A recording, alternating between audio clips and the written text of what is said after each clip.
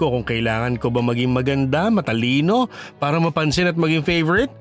O baka naman kasi boring akong tao? O baka hindi ko lang talaga ka-vibes yung mga taong nakakasalamuhan namin?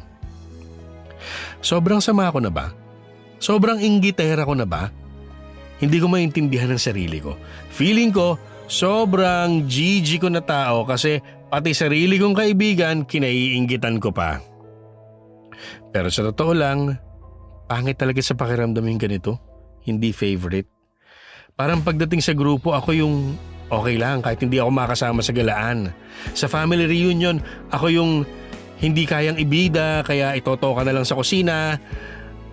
Ako yung araw na lulubog pag kailangan ng magsama ng buwan at mga bituin. Sana lang hindi ito maranasan ng marami dahil malungkot yung maisang tabi. Maraming salamat po sa pagbibigay ng oras na pakinggan itong kwento ko. Handa po ako sa kahit anumang sabihin ng mga tao tungkol sa akin.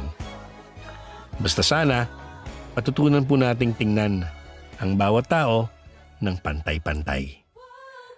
Magandang araw po sa inyong lahat. Hanggang sa muli, Lovely. Dear M.O.R. Ibang kilig sa urig.